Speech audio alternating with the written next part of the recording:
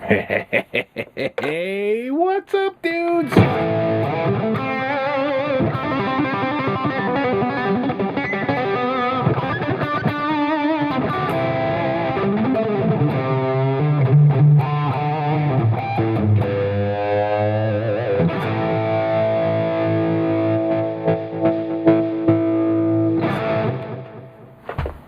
How you doing? What's up?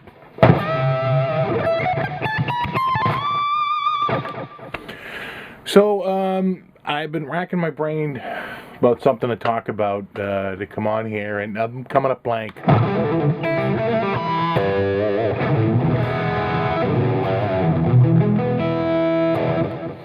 So the only thing I could say is that I've been playing my Strats more. I got that 60s classic vibe that I am just loving. I love the neck on it, and I broke this one out. Of course, this one has the cool mag lock, which it really does make a difference, you know. I'm running TH2. This is the Randall T2 amp, which is probably my favorite amp. But they have a whole bunch that are just, you know.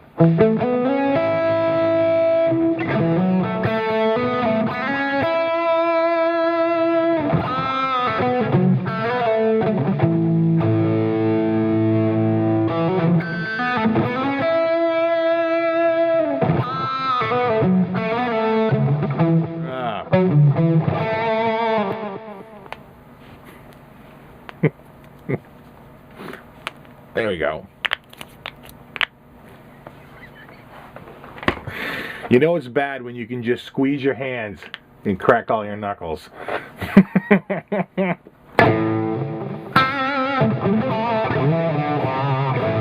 Actually, contrary to popular belief, cracking your knuckles does not lead to arthritis.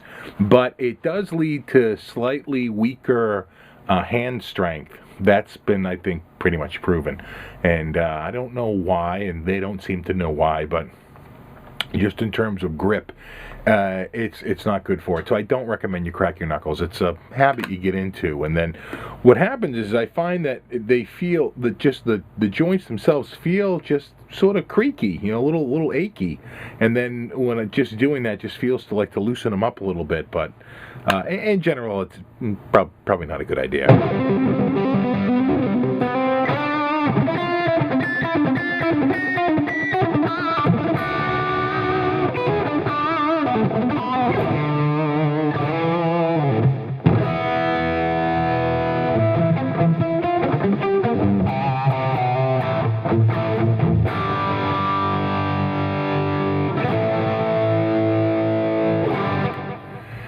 So, running TH2, I've been playing this a lot more, and though it's been wigging out on me a little bit and getting a little noisy at times, all of a sudden just...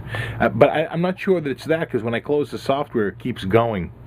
So I think that maybe my card and my mixer are finally starting to die a slow and painful death. All of a sudden, it'll just go like... and go on until I reboot the computer, and you know, it finally stops, and that seems to work for a little bit. So we'll see. It has been wigging out on me a little bit.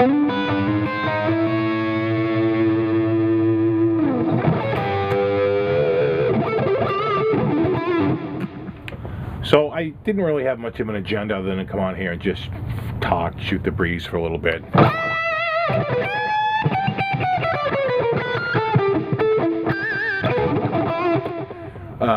One of the things I just found out, because I noticed I hadn't seen ads for it, is South Park is delayed until September, and they're reducing their number of episodes from 14 to 10, which is, you know, that's a bummer. I really love that show, though. You know, I think with the success of their play, and I'm sure they've got other things. Which the show seems to be a you know, becoming sort of a side project for them.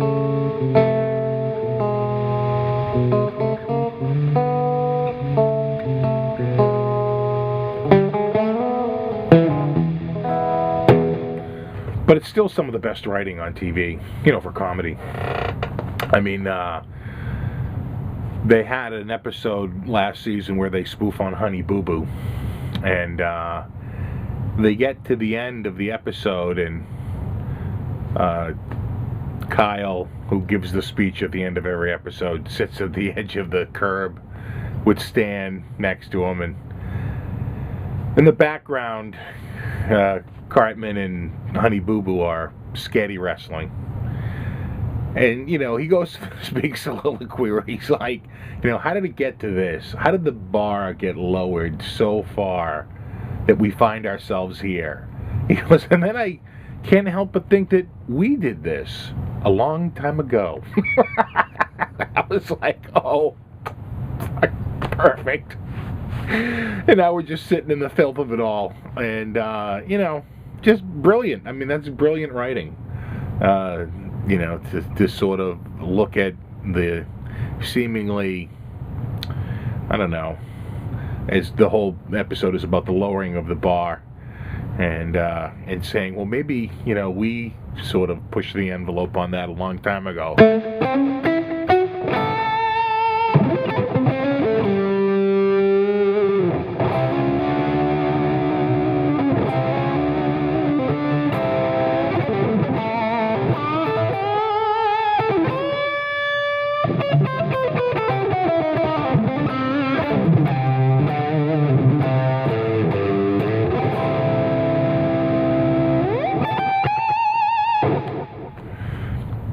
So that's going to be a bummer. It's going to be a long spring and summer. I usually really look forward to their Easter episode. They skewer Easter, you know, every year, and obviously it's not going to happen this year.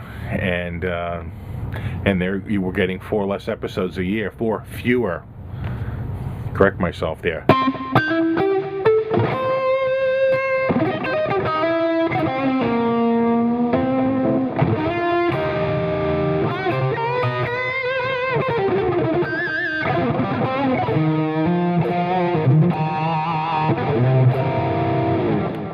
Can't help but play the blues on this guitar.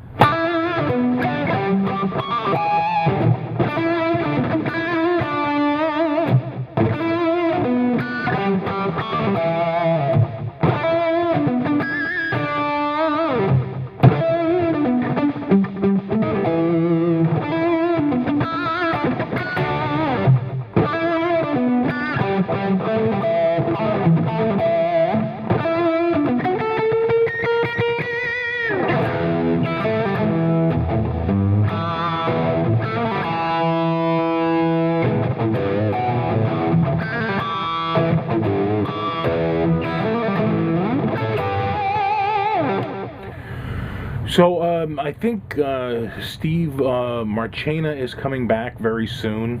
Could be as early as next week. We're still trying to work out our schedules, but tentatively we have something set up for next week. And the last video, was it the last one or the one before? It might have been the last one. I mentioned about Chris, and I hope you checked out his acoustic piece. I have a link in that video to his page. I might be able to get him and even the Lotus Land Band over here, sort of working on schedules, so that could be delayed a little bit. I'd love to, you know, talk to those guys about how they got it together and everything, especially where Rush finally made it to the Rock and Roll Hall of Fame. And, you know, how the hell Iggy Pop is in there? Is Lou Reed in there too? I mean, really, a lot of those guys to me are more performance art than music. You know, like Sonic Youth. They don't. Is that music, or is that really like performance art, where music is just a part of it, but it's really about, I don't know, clever lyrics? Even, I don't know. They don't sound very clever to me.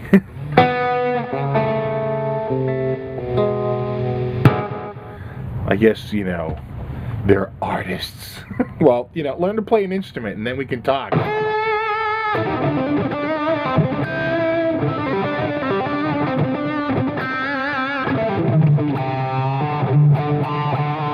Which is why they just can't give it to Kiss. Because Kiss, you know, they're so anti what those, those guys are about, bowling shirts and friggin', artistry and all this crap. And Kiss is a commercial band. And it's killing those guys to put Kiss in the Rock and Roll Hall of Fame. But they deserve to be there. They really do. They wrote a bunch of hit songs. They have been around for many years, and quite frankly, they've influenced, I think, a lot of other bands. Any band that has a sort of glam look to them, bands like Motley Crue, and there's a whole genre of bands out there. Even Marilyn Manson, people who have sort of come through the industry. You can't help but acknowledge that Kiss was a part of that. But they can't stand it because Kiss is a big business, and to them, anything big business shouldn't be in the Rock and Roll Hall of Fame. But that's just utter nonsense. It really is. It's like, don't blame them because they were successful, that they figured it out and tapped into something. And the bottom line is that they wrote some really good songs. They really did. So, I have a feeling eventually they'll get there, but boy, they're going in not without a fight.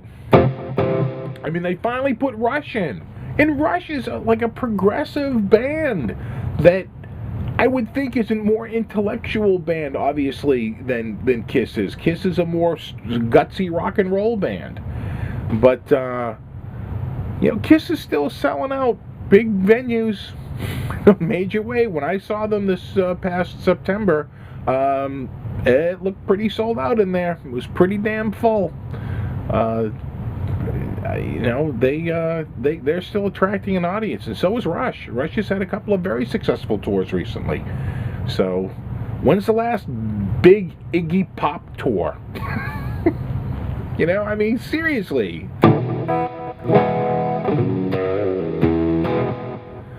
Just goes to show you that it's,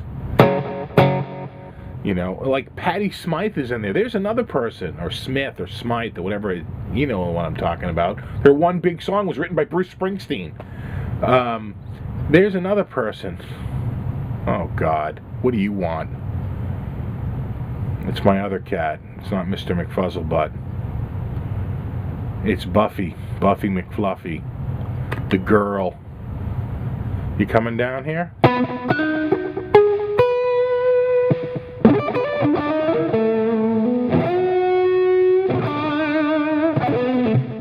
No, looks like she's not coming over. No. Oh, you coming around that way?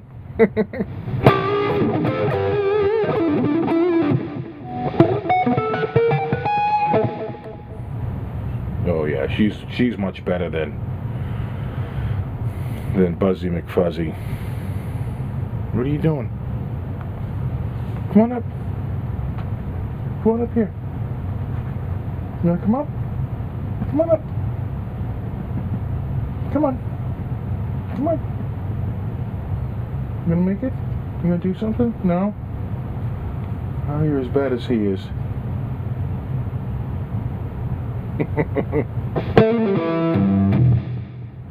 What? Oh, I know. You need something. Food. To be let out. See, I can pick up. Come here. Come here, you. Oh.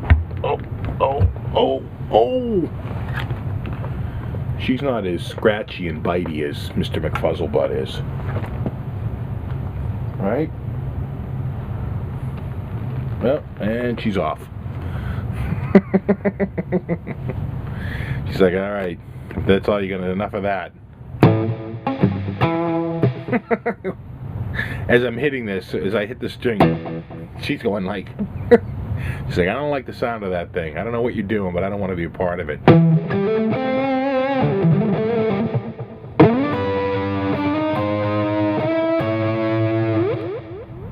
No?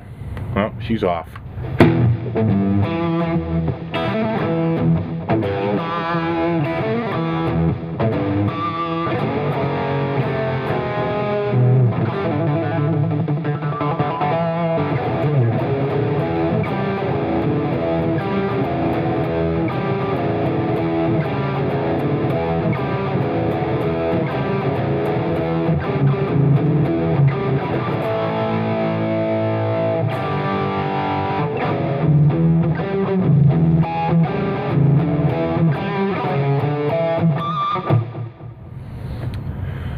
So anyway, I really didn't have much to come on here and talk about,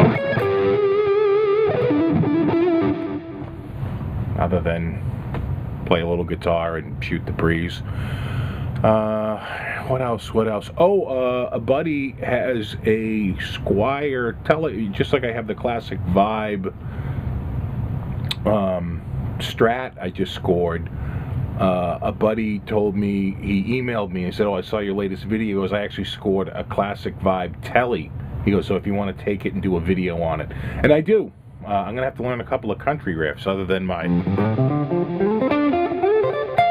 just my really one country riff. And all that is you take like an F minor. Here's the 5, the 1, and the flat 3. And you move that minor 3 up to major. And the same thing here.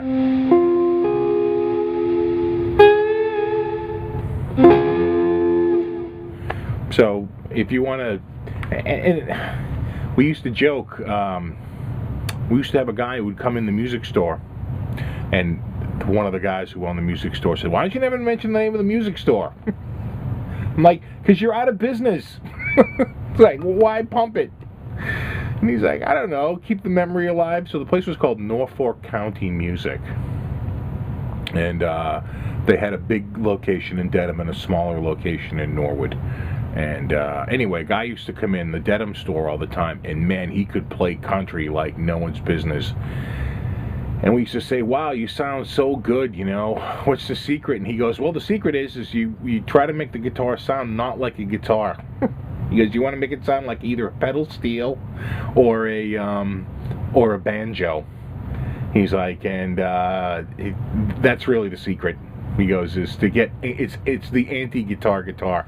And my buddy Joe used to work with me. We used to always joke around and say, you know, I really hate country music, but I love country guitar. And that sounds weird, but it is true. It's like, I never really was a big fan of country music, though some of their ballads are pretty well written. You know, again, we had another guy there who's more of like an acoustic, like songwriter guy, and he used to swear by the by country songwriting. He'd say, you know, that's some of the best songwriting out there. I don't know if I agreed with him, but he swore by it. He always thought that country songwriting was you know, really top-notch stuff. To me, it can be, but it always seems to be the same thing. Like, what was that band? The Fools, right?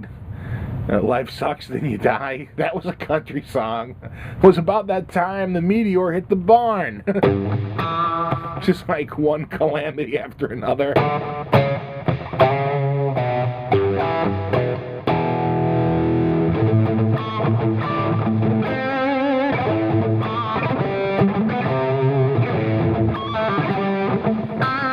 And here's the tough riff. Yeah, I'm not playing it.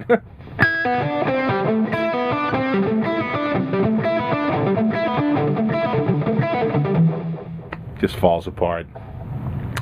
You know, I really need to practice. Right now, you're kind of watching me practice. Like, I haven't picked up a guitar in 4 days. Pretty much since my last video. But it's been, you know, the kids are out of school this week. I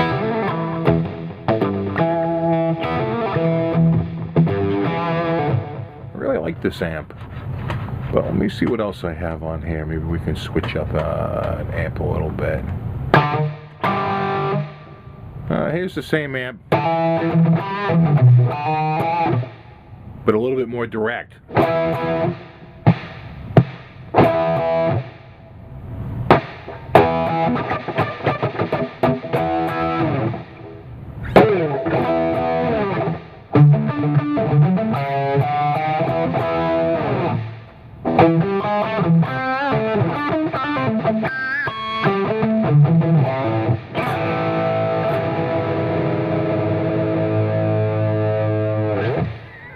Right, you hit the A, you hit this G, and you bend the G up to reach the rest of that A chord.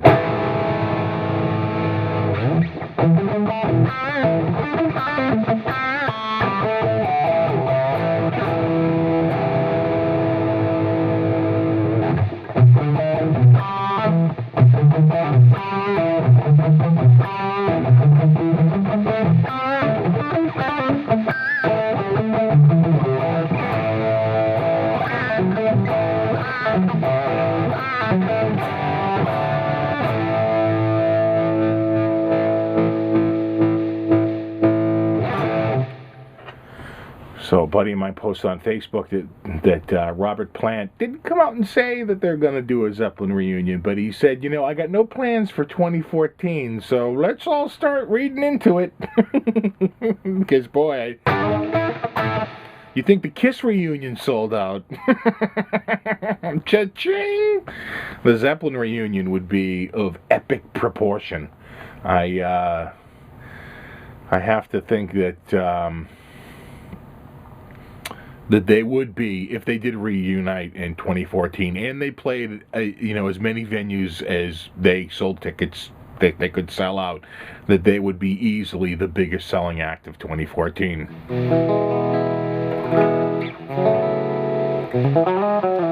But that's a lot of what ifs. It always seemed to me that Page wanted to do something. I always thought it was Plant that was the one that was like, nah, I'm sort of over that. So if he's the one that's saying, oh, I'd do something, it's those other guys, then maybe it will happen.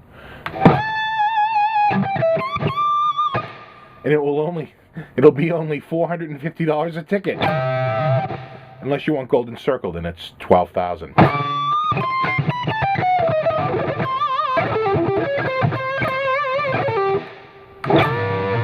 Who started that? It was the Eagles, right?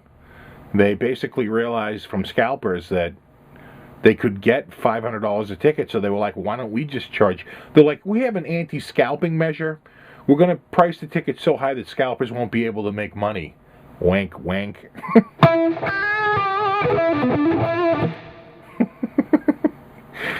Oh, the Eagles. No job is too big, no fee is too big.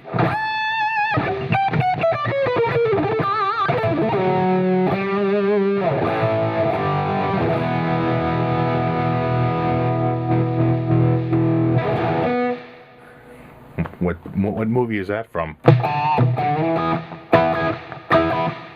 What do you want? Oh, you're back again.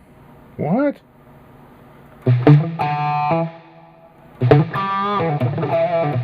Well, I think I'm getting the curtain here. What? I think Buffy McFluffy wants to go out. So, alright, I guess we're going to call it a night here.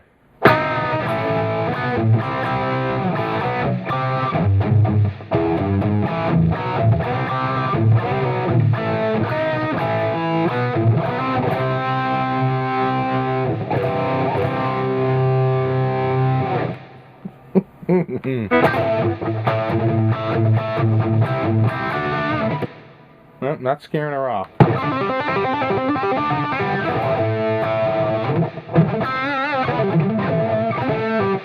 Oh, wait, oh, maybe I do have to let her. You get out of there. God.